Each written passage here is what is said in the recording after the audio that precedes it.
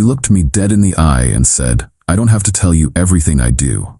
After I found out she'd been lying for weeks, I said, "You're absolutely right," and handed her the apartment keys. She stood there shocked that I'd actually packed my bags and left. I, 29 male, was folding laundry when everything unraveled. My girlfriend Nina, 27, had been acting weird for weeks, constantly on her phone, leaving for errands that took hours, being vague about her plans. We'd been together 4 years, living in my apartment for the last 2. "Hey, where were you yesterday afternoon?" I asked casually, putting her jeans in the drawer. Tried calling about dinner plans. She didn't even look up from her phone. Out.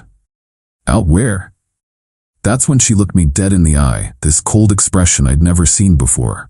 "I don't have to tell you everything I do." Something in her tone made my stomach drop.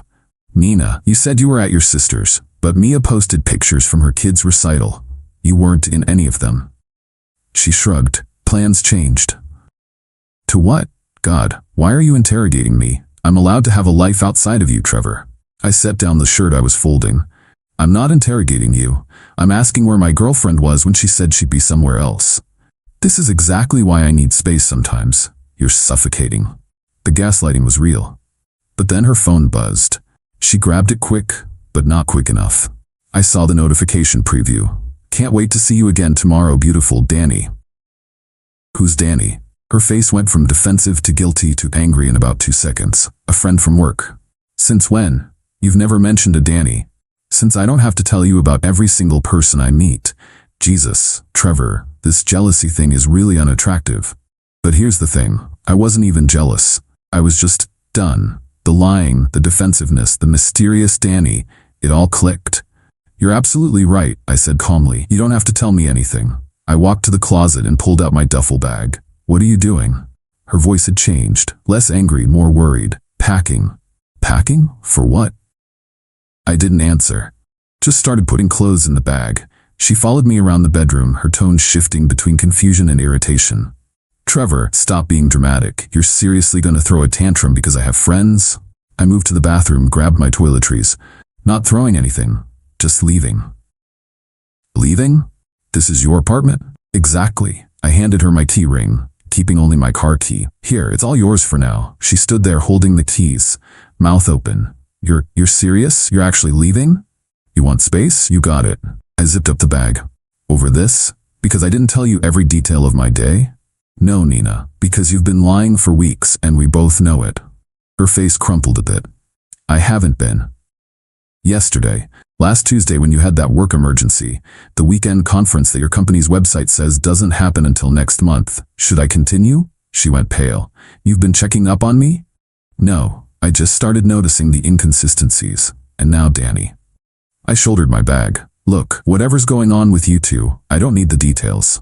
You made it clear, you don't owe me explanations, so I don't owe you my presence." "Trevor, wait, let's talk about this." "Now you want to talk?" I actually laughed. "Nah, I'm good. Lease is month to month now, so you've got 30 days to figure out if you want to stay or go. Rent's due on the 1st, $1,800. Utilities are on auto pay for my account, so you'll need to set those up." The panic in her eyes was real now. "I can't afford this place alone. Then I guess you'll need to make some decisions. Maybe Danny can help." I walked past her to the door. She grabbed my arm. "You can't just leave. We live together. I have rights." "You're not on the lease, Nina. You're a guest who's been staying here, and I'm done being your host."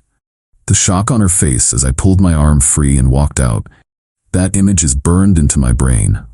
She stood in the doorway calling after me, but I just got in my car and drove to my brother Nate's place. My phone started blowing up before I even got there. Texts, calls, the works. My favorite, "You're really going to abandon me over a misunderstanding?" A misunderstanding. That's what we're calling weeks of lies now. Blocked her number and crashed at Nate's. The apartment might be mine, but I needed space to think about next steps. Something told me this was just the beginning of the drama. Update 1. 5 days later. The entitlement has reached levels I didn't think were possible. Buckle up, because Nina and her crew have lost their minds. First, let me clarify something. Yes, I left my own apartment. Strategic move. See, if I'd stayed and tried to kick her out, it would have been this whole dramatic scene with her crying about having nowhere to go. By leaving, I put the ball in her court. She could either figure out how to pay for the apartment or leave on her own. Plus, I needed the mental space. Day 2 after I left, I get a call from my landlord, Dennis. Cool older guy, we've always had a good relationship. Hey Trevor, got a weird situation here. Nina just came to the office trying to get added to the lease. She what? Yeah, says you two had a fight and she needs to protect her housing rights. I told her that's not how leases work. Dennis, we broke up. I gave her 30 days to move out. That's what I figured. She also asked if she could take over the lease entirely. When I told her she'd need to qualify with income verification and credit check, she got real quiet. Nina works part-time at a boutique. Maybe clears $2,000 a month. The apartment is $1,800. The math wasn't mathing. Then came the social media campaign. She posted this long sob story on Instagram about how her controlling ex abandoned her because she dared to have independence. The comments were wild. Men can't handle strong women. He sounds toxic, babe. You deserve better, queen. But here's the kicker. She tagged the location as my apartment, like she was claiming territory. Day 3, her best friend Chloe texts me from Nina's phone, since I blocked her. Trevor, Nina is devastated. She made one mistake and you're making her homeless? After 4 years? That's cold. One mistake, right? I didn't respond. Day 4, I had to go to the apartment to grab some work equipment I'd forgotten. Walked in to find it wasn't just Nina there. Danny boy was sprawled on my couch playing my PlayStation. Oh, I said, this is happening already? Nina jumped up. Trevor, we were just... Danny had the audacity to pause the game and stand up like he owned the place. You must be Trevor. Heard a lot about you, man. All good things, I'm sure. I walked past them to my office. Nina followed me. It's not what it looks like. He's just helping me figure things out. In his underwear? Dude was literally in boxers and a tank top. He stayed over because I was upset. Nothing happened. Nina. I don't care what happened. Not my business anymore. I grabbed my monitors and started disconnecting cables. You're taking the computer too? It's my computer? I use it for work sometimes. Then I guess you'll need to get your own. Danny appeared in the doorway. Hey man, don't you think you're being a bit harsh? Girl made a mistake. I looked at him. Really looked at him. Mid-20s, man bun, probably drove here in a car his parents bought. Danny, right? Quick question. You planning to help with rent? He laughed. I don't even live here, bro. Could have fooled me. I packed up the last of my stuff. Nina. 25 days left. Figure it out. As I was leaving, Nina played her last card. My dad's a lawyer. He says what you're doing is illegal eviction. Cool. Have him call my lawyer. I didn't have a lawyer yet, but I'd get one if needed. You're really going to lawyers over this? You literally just threatened me with one? The cognitive dissonance was spectacular. That evening, the flying monkeys arrived. Her mom called me. Her sister texted. Her friends bombarded my social media. All with the same message. How could you do this to Nina? But the best part? My buddy Jake works at a popular restaurant downtown. Guess who he saw there having a very romantic dinner 3 weeks ago? Nina and Danny, holding hands, kissing, the whole show. 3 weeks ago. He'd assumed we'd broken up and didn't want to bring it up. When I told him what happened, he sent me the security footage screenshot he'd saved because he thought it was weird I wasn't there. So much for nothing happened and one mistake. Day 5 today, I get a formal-looking email. Nina's dad, Richard, really is a lawyer. A tax lawyer, but still. He sent this long-winded message about tenant rights and established residency and threatened legal action if I didn't cease the harassment. Harassment. I left my own apartment and told her she had 30 days. That's harassment now. Time to get my own lawyer. This is about to get stupid. But you know what? I'm oddly calm. Every desperate move she makes just confirms I made the right choice. She had Danny on backup the whole time, but still wants to keep my apartment. The audacity is almost impressive. Nate thinks I should just go back and live there, make her uncomfortable until she leaves. But nah, I'm playing the long game. Let her and Danny play house in my apartment while the clock ticks down. Let's see how romantic it is when that rent bill comes due. Update coming soon. Something tells me this is about to escalate. Update 2. 2 weeks later, I was right about the escalation. What I didn't expect was the absolutely unhinged levels of entitlement and the dirty tricks Nina would pull. So I got a lawyer. Found Victoria through a coworker recommendation. She specializes in tenant law and took one look at my situation and actually laughed. She's not on the lease, never paid rent directly, And you gave her 30 days? This is the easiest case I'll have all month. She responded to Richard, Nina's tax lawyer dad, with a simple letter. Nina is a month-to-month guest, not a tenant. 30 days notice was generous. Any further contact should go through her office. That's when Nina went nuclear. First, I started getting calls from my landlord. Nina was calling in fake maintenance requests. The dishwasher was broken. It wasn't. The AC was making weird noises. It wasn't. The shower was leaking. You see the pattern. Dennis called me. Trevor, I've had 3 different maintenance guys out there. Nothing's wrong. She's also demanding I give her a key to the maintenance closet because she doesn't feel safe with workers coming in. But here's where she messed up. The 3rd maintenance guy took photos of her apartment showing Danny's stuff everywhere. Clothes, shoes, gaming setup in the living room. Dude had fully moved in. Victoria loved that. She's claiming she needs protection from you while moving another man into your apartment? Beautiful. I was having lunch with my team at work when Nina walked in. Not coincidental. She'd never been to this place before. She made a beeline for our table with tears already forming. Trevor, please, we need to talk. You're destroying my life. My coworkers looked super uncomfortable. I stayed calm. Nina, please contact my lawyer if you need something. Your lawyer? You got a lawyer to evict me from my home? From my apartment? Yes.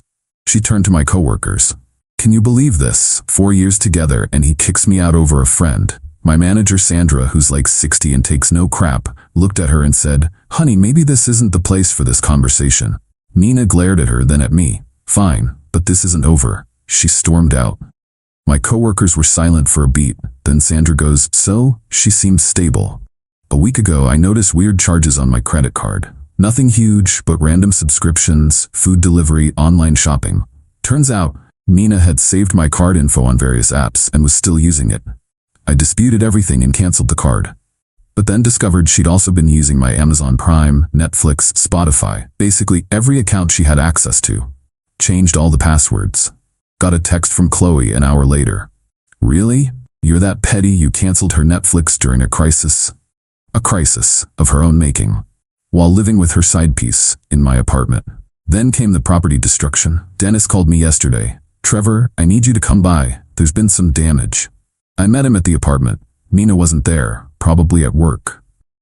What I found was holes in the walls where Danny had mounted a TV bracket, burn marks on the kitchen counter from what looked like a hot pot. The bathroom door was off its hinges, red wine stains on the carpet. Dennis was pissed. This is coming out of your deposit unless you handle this. Document everything. Bill me for repairs. This is evidence. But the best part? Danny's gaming setup was still there, including a very nice curved monitor. I took photos of everything, especially the serial numbers. Last night, I get a call from Victoria. Nina had hired her own lawyer, a real one this time, not her tax daddy. They were claiming I had abandoned the property and she had established tenancy rights.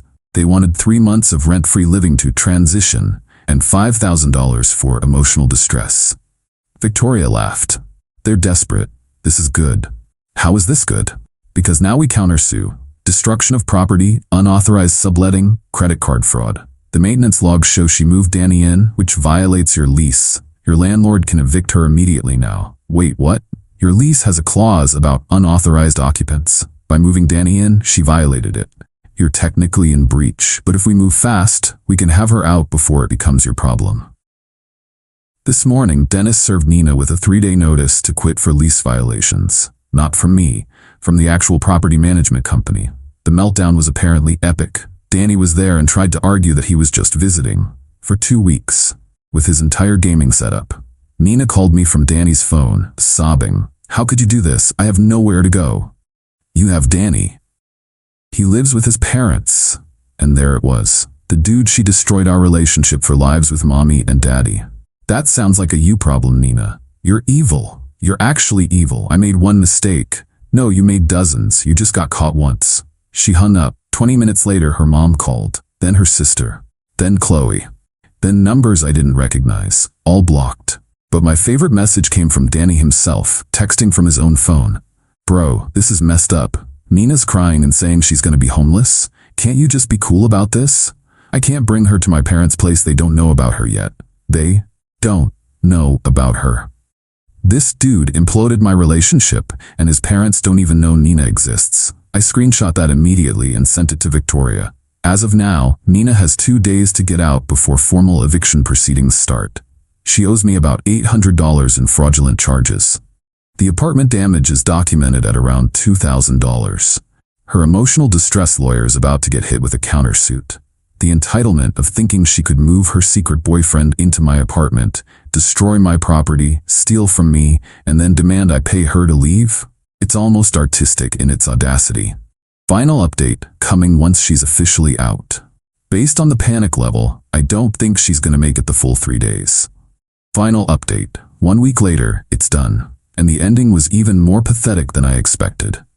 After getting the official notice from Dennis, Nina went into overdrive trying to save herself. But not in the way you'd think, like finding a new place or packing. Nope. She tried to find technicalities. First, she called the city housing department claiming she was being illegally evicted.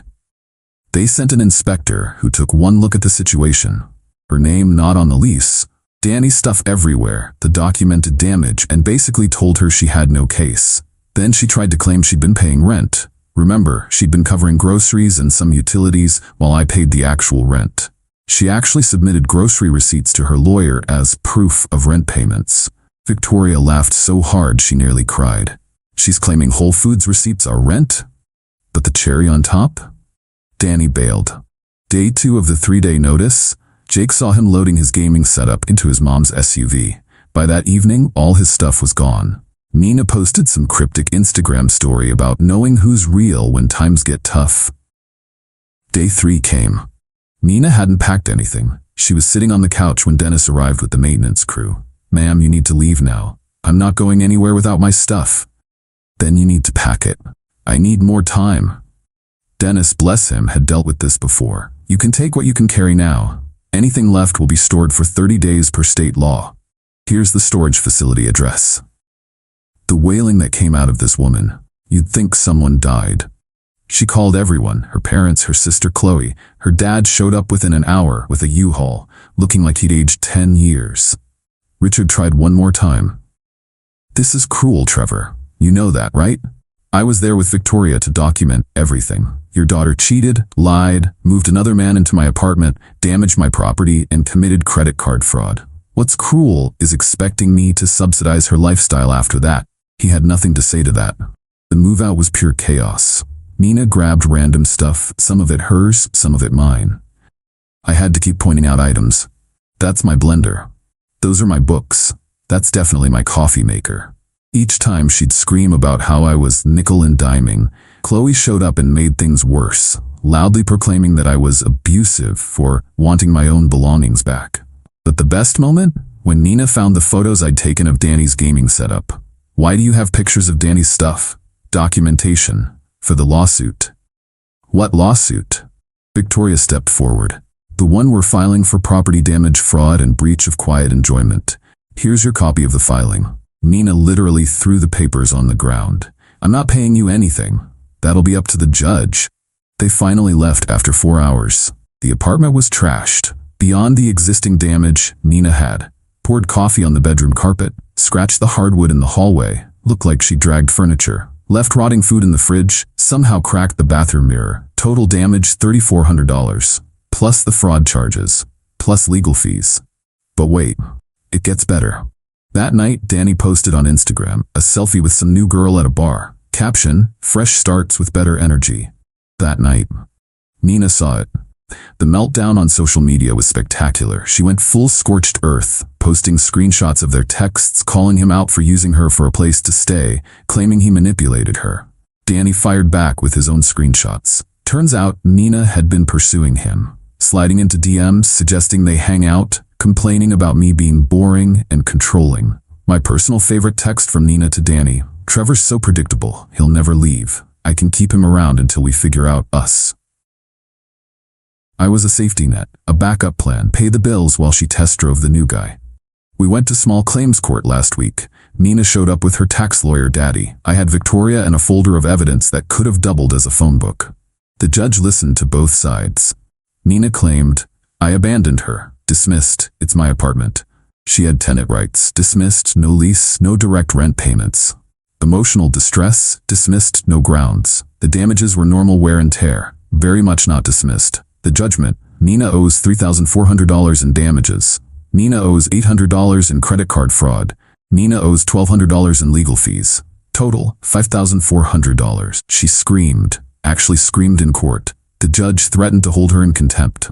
Richard looked like he wanted to disappear into the floor. According to the social media grapevine, Nina moved back with her parents, still posting about surviving narcissistic abuse and rising above toxic situations. Danny already has another girlfriend. They're apartment hunting. Good luck to that poor girl. Chloe still comments supportive stuff on Nina's posts but stopped reaching out to mutual friends about the situation. Richard and Nina's mom are apparently making her get therapy, about time. As for me, I moved back into my apartment. Had to do some deep cleaning and repairs, but it feels like home again. I blocked Nina on everything, but occasionally friends show me her posts for entertainment.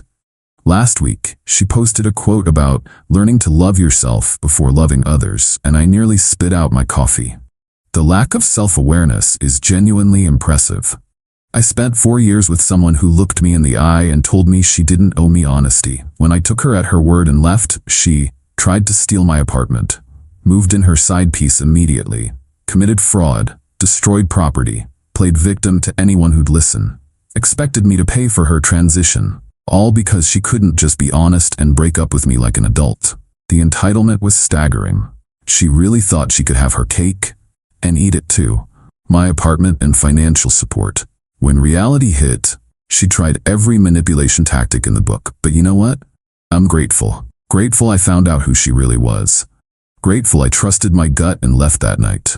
Grateful I stood my ground despite the guilt trips and flying monkeys. My apartment's mine again. My credit card's secure. And I've got a great story about the time my ex tried to steal my life and ended up losing everything instead.